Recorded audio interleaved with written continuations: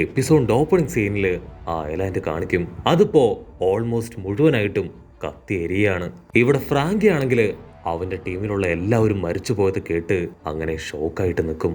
ബാക്കിയുള്ളവർക്കാണെങ്കിൽ അവനോട് എന്താ പറയണ്ടേന്ന് അറിയില്ല. ലൂഫി എത്രയും പെട്ടെന്ന് തിരികെ എത്തിയാൽ മാത്രമേ അവർക്ക് ഇനി സേഫായി അവിടുന്ന് രക്ഷപ്പെടാൻ പറ്റൂ. കട്ട് ചെയ്താ നമ്മുടെ ലൂഫി അവനാണെങ്കിൽ അവന്റെ സെക്കൻഡ് ഗിയറിലേക്ക് മാറി ആ വില്ലനെ അറ്റാക്ക് ചെയ്യാൻ റെഡിയാവും. ഓൾറെഡി നമ്മുടെ ലൂഫി ഇപ്പൊ മൂന്നാമത്തെ തവണയാണ് സെക്കൻഡ് ഗിയറിലേക്ക് മാറുന്നത്. ലൂഫിയുടെ പവർ അത് നല്ല രീതിയിൽ കുറഞ്ഞിരിക്കുകയാണ്. അവന്റെ ബോഡിയും വീക്കായി ഷിവർ ചെയ്യാൻ തുടങ്ങും.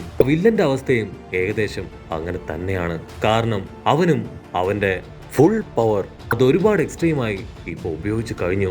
മാത്രമല്ല ലൂഫി അവന്റെ ഒരു കാലും തല്ലി ഒടിച്ചു. ആ ഒരു ആശ്വാസത്തില് ഇപ്പൊ നമ്മുടെ ലൂഫി അവൻ വീണ്ടും ആ വില്ലനെ ഇടിക്കാൻ ചാടി വീഴും. അവന്റെ ഫുൾ പവറില് ആഞ്ഞൊരിടി. ആ ഒരു ഇടിയില് വില്ലന്റെ വയറ് തകർന്ന് അവൻ നോ എന്ന് നിലവിളിച്ച് ദൂരേക്ക് പോവും. പക്ഷെ ലൂഫി ആണെങ്കില് അവനെ വിടാൻ തയ്യാറാവില്ല. അടുത്ത കൈ ഉപയോഗിച്ച് അവന്റെ മുഖത്തൊരു കിക്ക്, എന്നിട്ടും അടങ്ങാതെ അടുത്ത കിക്ക് അവന്റെ നെഞ്ചിന് കൊടുക്കും. വില്ലനാണെങ്കിൽ അവന്റെ കൺട്രോൾ പോവും. എന്റെ full power, the final extreme power, അത് ഞാൻ ഉപയോഗിക്കാൻ പോവാണെന്ന് പറഞ്ഞ് അവൻ വമ്പൻ ആക്ഷൻസ് ഒക്കെ ഇടും. സ്കൈ ഐലാൻഡില് ഇമ്പാക്ട് ഡയൽ വെച്ച് എങ്ങനെ അടിച്ചോ അതേ പവറില് ഇപ്പൊ വില്ലൻ ലൂഫിയുടെ ബോഡിയില് ഒരൊറ്റ അടി. ആ ഒരു അടിയില് 1 മുതൽ 5 വരെയുള്ള ഗിയർ അത് അങ്ങനെ മുകളിലേക്ക് പോയി താഴേക്ക് വരും. അതിനുശേഷം വീണ്ടും അവൻ ടെമ്പസ്റ്റിക് അറ്റാക്ക് ഉപയോഗിച്ച് ആഞ്ഞടിക്കും. ആ ഒരു അടിയുടെ ശബ്ദം ആ ബിൽഡിങ്ങിനപ്പുറം നമ്മുടെ ആൾക്കാർക്ക് പോലും കേൾക്കാൻ കഴിയും. സോ ഇത്രയും പവറുള്ള ലുച്ചി അവനെ വെറുതെ വിട്ടു കഴിഞ്ഞാൽ ഉറപ്പായിട്ടും നമ്മുടെ ആൾക്കാരെ അവൻ കൊല്ലാതിരിക്കില്ല. സോ എന്ത് വില കൊടുത്തും അവനെ കൊന്നേ തീരൂ.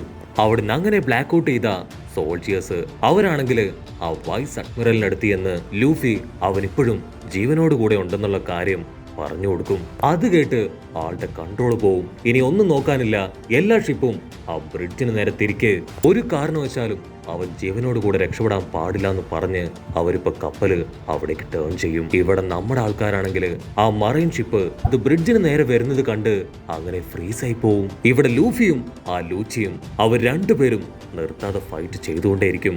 ഉടനെ അടുത്ത സെക്കൻഡ് ആ സോൾജിയേഴ്സ് അവരാണെങ്കിൽ ഷൂട്ട് ചെയ്ത് ആ ബ്രിഡ്ജ് തകർക്കും.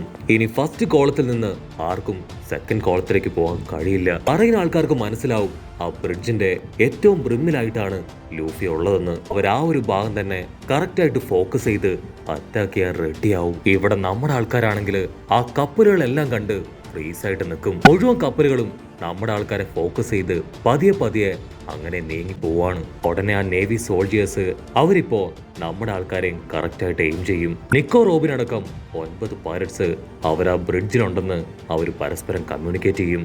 അത് കേട്ട് നമ്മുടെ ആൾക്കാരുടെ ഹാർട്ട് ബീറ്റ് അത് കൂടാനായിട്ട് ആരംഭിക്കും. നമ്മുടെ ആൾക്കാർ ഒരുപാട് കഷ്ടപ്പെട്ട് തിരികെ പിടിച്ച റോബിനെ വീണ്ടും കൊണ്ടുപോകാനായി നേവി ആൾക്കാർ വന്നു കഴിഞ്ഞു. നമ്മുടെ ആൾക്കാരാണെങ്കിൽ അത് കാണുമ്പോൾ തന്നെ ഫുൾ എനർജിയിൽ ഫൈറ്റ് ചെയ്യാൻ റെഡിയായി കഴിഞ്ഞു. അതേസമയം ആ മിലിറ്ററി ഫോഴ്സ് അവരാണെങ്കിൽ നമ്മുടെ ആൾക്കാരോട് ഫുൾ കലിപ്പില് വെപ്പൻസ് ഒക്കെ റെഡിയാക്കി നോക്കി നിൽക്കുകയാണ്.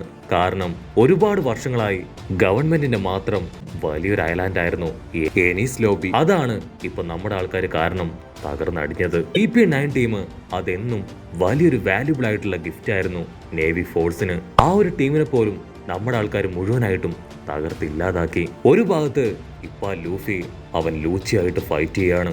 പക്ഷെ ലൂച്ചിയിൽ അവർക്ക് നല്ല പ്രതീക്ഷയുണ്ട്. അവൻ തീർച്ചയായിട്ടും ലൂഫിയെ കൊല്ലും.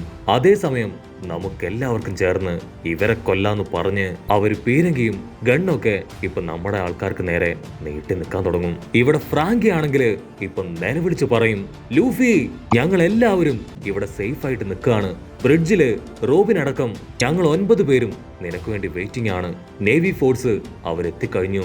നീ ഇവിടേക്ക് എത്തിക്കഴിഞ്ഞ അടുത്ത സെക്കൻഡ് നമുക്ക് ഇവിടുന്ന് രക്ഷപ്പെടാം. ഇവിടെ ലൂഫി അവൻ ഒരു സെക്കൻഡ് അത് കേട്ട് ഷോക്കായി പോവും.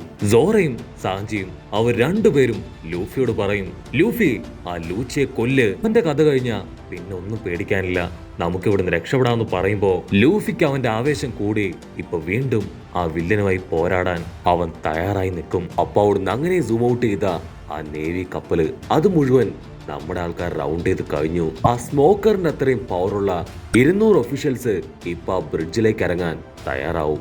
അവര് ഡയറക്റ്റ് ആയിട്ട് നമ്മുടെ ആൾക്കാരുമായി ഫൈറ്റ് ചെയ്ത് അവരെ തോൽപ്പിച്ച് നേവി ഹെഡ്ക്വാർട്ടേഴ്സിലേക്ക് കൊണ്ടുപോകാനാണ് അവരുടെ പുതിയ തീരുമാനം. ഒരു സ്മോക്കറിന്റെ പവർ തന്നെ നമ്മുടെ ആൾക്കാരെ കൊണ്ട് കൺട്രോൾ ചെയ്യാൻ കഴിഞ്ഞിട്ടില്ല. സോ അതേ പവറുള്ള 200 പേരാണ് ഇപ്പൊ നമ്മുടെ ആൾക്കാരുമായിട്ട് ഫൈറ്റ് ചെയ്യാൻ വരിക.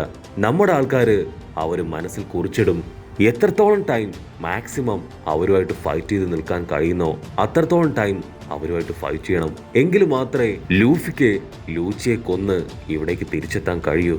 ഇവിടെയാണെങ്കിൽ നാമിക്കും റോബിനും ചോപ്പറിനും അവർക്ക് 3 പേർക്കും അവരുടെ പേടി കൂടിക്കൂടി വരും. ഒരുപാട് പവറുള്ള 200 ആൾക്കാരാണ് നമ്മുടെ ആൾക്കാരുമായി ഫൈറ്റ് ചെയ്യാൻ റെഡി ആവുന്നത്. ഉസോപ്പ് ആണെങ്കിൽ ചുറ്റും നോക്കും. നമ്മുടെ സാഞ്ചി അവനെ കാണാനുണ്ടാവില്ല. അവൻ എവിടെ പോയെന്ന് പറഞ്ഞ് അവനിപ്പോ കാര്യമായിട്ട് അന്വേഷിക്കാൻ തുടങ്ങും. ഉടനെ വലിയ ശബ്ദത്തില് അനൗൺസ്മെന്റ് മുഴങ്ങും. ഫൈറ്റ് ചെയ്യാനുള്ള നേവി ഫോഴ്സ് അവര് ബ്രിഡ്ജിലേക്ക് ഇറങ്ങുകയാണ്. എത്രയും പെട്ടെന്ന് ചീഫ് സോൾജിയേഴ്സ് തയ്യാറാവുക എന്നൊക്കെ പറഞ്ഞ് സോറയ്ക്കാണെങ്കിൽ അവന്റെ കൺട്രോൾ പോവും. അവൻ നിലവിളിച്ചു പറയും, നിങ്ങൾ ആരൊക്കെ എന്തൊക്കെ ചെയ്താലും യാതൊരു കുഴപ്പമില്ല. ഞങ്ങളുടെ പവർ അതെന്താണെന്ന് അവസാന ശ്വാസം വരെ ഞങ്ങൾ കാണിക്കും. ഇവിടെ ഉസോപ്പിനാണെങ്കിൽ എന്താ പറയണ്ടെന്ന് അറിയില്ല. അവന് മൊത്തത്തിൽ പിരിയിളകി അങ്ങനെ ഫ്രീസ് ആയിട്ട് നിൽക്കുകയാണ്. ഇവിടെ നാമി ആണെങ്കിൽ അവളുടെ വെപ്പനൊക്കെ എടുത്ത് തയ്യാറാവും. കാരണം അവർക്ക് ട്രാവൽ ചെയ്യേണ്ട കപ്പലിന് ഒരു പോറല് പോലും ഏൽക്കാൻ പാടില്ല. അവിടേക്ക് ആര് വന്നാലും അവരെ നേരിടാനുള്ള പവർ ഇപ്പൊ നമ്മുടെ പെങ്കൊച്ചിനുണ്ട്. റോബിനെ കൊണ്ടാണെങ്കിൽ ഇനിയും ആ നേവി ഫോഴ്സിന്റെ കയ്യിൽ ചെന്ന് പെടാൻ ഒട്ടും വയ്യ. തൊട്ട് താഴെ ചോപ്പർ അവനാണെങ്കിൽ അവന്റെ പവർ മുഴുവൻ നഷ്ടപ്പെട്ട് അങ്ങനെ വീണ് കിടക്കുകയാണ്. നമ്മുടെ ആൾക്കാരെല്ലാവരും ശ്വാസം അടക്കി പിടിച്ചു നിൽക്കുമ്പോ ആ 200 സോൾജിയേഴ്സും കപ്പലിൽ നിന്ന് ആ ബ്രിഡ്ജിലേക്ക് എടുത്ത് ചാടുകയാണ്. ഫ്രാങ്കിക്കാണെങ്കിൽ യാതൊരു പേടിയുമില്ല. ഇവിടെ വരെ എത്തിയില്ലേ, 200 അല്ല 2000 പേര് വന്നാലും ഞാൻ നേരിടും. അങ്ങനെ 2 ടീമും വമ്പൻ ആയുധങ്ങളൊക്കെ എടുത്ത് പൊരിഞ്ഞ അട്ടിയിടി ഫൈറ്റ്. ഇവിടെ ഒരുത്തനാണെങ്കിൽ സ്ക്വാഡൊക്കെ വെച്ച് നമ്മുടെ ഉസോപ്പിനെ അറഞ്ച പൊറഞ്ച് വെട്ടുകയാണ്. ഉസോപ്പ് പറയും, നീ കരുതും പോലെ ഞാൻ അത്ര വലിയ സ്ക്വാഡ്സ്മാൻ ഒന്നും അല്ല. നിനക്ക് സ്ക്വാഡ്സ്മാനെ വേണമെങ്കിൽ സോറ, അവൻ ജസ്റ്റ് അപ്പുറത്ത് വെറുതെ ചൊറിയും കുത്തി നിൽക്കുകയാണ്. ദയവ് ചെയ്ത് നീ അങ്ങോട്ട് പോ. പക്ഷെ അവനാണെങ്കിൽ ഉസോപ്പിനെ വിടാൻ തയ്യാറല്ല. അപ്പൊ ഉസോപ്പ് കൈ നീട്ടി, ദാ അങ്ങോട്ട് നോക്കൂ, ഒരു പർവ കേട്ട് താടിക്കാരൻ അങ്ങോട്ട് നോക്കുന്ന ഗ്യാപ്പില് ഉസോപ്പ് അവന്റെ കത്തിയെടുത്ത് ഒരൊറ്റ വെട്ട്. അവിടുന്ന് അങ്ങനെ ബ്ലാക്ക് ഔട്ട് ചെയ്ത വമ്പ സൈസില് ഒരു ആക്സ് ഒക്കെ ആയി വലിയൊരു ഭീമൻ സോൾജിയർ സോറയുടെ അടുത്തേക്ക് വരും. അവൻ പറയും, എനിക്ക് ഭയങ്കര പവർഫുൾ ആയിട്ടുള്ള ഒരു പൈലറ്റിനെ വേണം. സോറ കാഷ്വൽ ആയിട്ട് പറയും, നിനക്ക് ഞാൻ തന്നെ അധികമാണ്. ധൈര്യം ഉണ്ടെങ്കിൽ എന്നോട് ഏറ്റുമുട്ട്. വില്ലനുടനെ അവന്റെ ആക്സ് അത് കറക്കി കറക്കി സോറോയ്ക്ക് നേരെ എടുത്ത് ചാടും. പിന്നീട് 2 പേരും അറഞ്ചം പൊറഞ്ച അടിയോടടി. വില്ലനാണെങ്കിൽ ഒരാവശ്യമില്ലാതെ ആക്സ് അത് കറക്കിക്കൊണ്ടേയിരിക്കും. സോറോ സിമ്പിൾ ആയിട്ട് അവന്റെ 3 സ്ക്വാഡ് അതുപയോഗിച്ച് കറക്കി ഒരൊറ്റ അടി. ആ ഒരു അടിയില് ആ ഉണ്ടപ്പൻ അവൻ എവിടേക്കോ പറന്നു പോവും. ഇവിടെ ഉസോപ്പിനെ ആണെങ്കിൽ വീണ്ടും ഒരു നേവി സോൾജിയർ അറ്റാക്ക് ചെയ്തുകൊണ്ടേയിരിക്കും. ഉസോപ്പ് പറയും, ദയവ് ചെയ്ത് ഞാനുമായിട്ട് ഫൈറ്റ് ചെയ്യരുത്. ഞാൻ സ്ക്വാഡ്സ്മാൻ അല്ല, എന്റെ പവർ അത് വേറെയാണെന്ന് പറയുമ്പോഴേക്കും പറന്നുപോയ ആ ജയന്റ് സോൾജിയർ അവൻ അങ്ങനെ വന്ന് ഉസോപ്പുമായിട്ട് ഫൈറ്റ് ചെയ്ത സോൾജിയറിന്റെ ദേഹത്തേക്ക് വീഴും.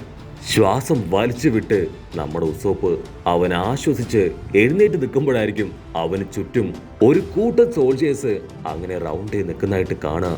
കട്ട് ചെയ്ത മറ്റൊരു ഭാഗത്ത് കുറച്ച് സോൾജിയേഴ്സ് അവർ റോബിനെ എയിം ചെയ്ത് അവളുടെ അടുത്തേക്ക് വരികയാണ്. നാമി റോബിനോട് പറയും, നീ ഇവിടെ തന്നെ ഇരിക്കണം, ഞാൻ എത്രയും പെട്ടെന്ന് തിരികെ എത്താന്ന് പറഞ്ഞ് നാമി ഓടി വന്ന് അവളുടെ തണ്ടർ പവർ അതുപയോഗിച്ച് അവരെ മുഴുവനായിട്ടും അറ്റാക്ക് ചെയ്യാൻ ആരംഭിക്കും. അതുകൊണ്ട് വീണ്ടും വലിയൊരു ടീം സോൾജിയേഴ്സ് നാമിക്ക് നേരെ വരും. അവരെ കണ്ട് നാമി അവൾ പകച്ചു നിൽക്കുമ്പോഴായിരിക്കും റോബിൻ അവളുടെ പവർ ഉപയോഗിച്ച് അവരെ എല്ലാവരെയും തകർത്ത് കളയും. അങ്ങനെ നമ്മുടെ ഓരോ ആൾക്കാരും ഓരോ സ്ഥലത്ത് നിന്ന് സോൾജിയേഴ്സുമായിട്ട് ഏറ്റുമുട്ടിക്കൊണ്ടേയിരിക്കും. പാവൻ ചോപ്പർ കൊണ്ടാണെങ്കിൽ ഒന്നിനും വയ്യാതെ നിസ്സഹായനായി കിടക്കുകയാണ്. അവിടുന്ന് അങ്ങനെ ബ്ലാക്ക് ഔട്ട് ചെയ്ത ഇവിടെ ലൂഫി അവൻ വീണ്ടും വീണ്ടും ആ വില്ലനെ ഇട്ടിച്ചു കൊണ്ടേയിരിക്കും. പക്ഷെ ലൂഫിയുടെ പവർ ആണെങ്കിൽ ഓൾമോസ്റ്റ് ഒരുപാട് കുറഞ്ഞു പോയതുകൊണ്ട് തന്നെ അവന്റെ പഞ്ചിനാണെങ്കിൽ അത്രയ്ക്ക് പവറൊന്നുമില്ല. വില്ലനാണെങ്കിൽ ലൂഫിയെ വീണ്ടും വീണ്ടും വെറുപ്പിച്ച് അവനെ കൊണ്ട് പഞ്ച് ചെയ്യിപ്പിച്ചുകൊണ്ടേയിരിക്കും. അങ്ങനെ അവന്റെ എനർജി അത് മുഴുവനും കളഞ്ഞ് ലൂഫിയെ ഒറ്റയടിക്ക് കൊല്ലാനാണ് ഇപ്പൊ ലൂച്ചിയുടെ പ്ലാൻ. ലൂഫിയുടെ എനർജി അത് മുഴുവനായിട്ട് നഷ്ടപ്പെട്ടു എന്ന് ബോധ്യമാവുമ്പോ അവന്റെ കൈ കറക്കി ഇമ്പാക്ട് ഡയലിന്റെ പവർ എങ്ങനെയാണോ അതേ പവറിൽ ആഞ്ഞൊരടി. ആ ഒരു അടിയില് ചോര തുളുമ്പി ലൂഫി അവൻ അനങ്ങാനാവാതെ വീണ് കിടക്കുകയാണ്.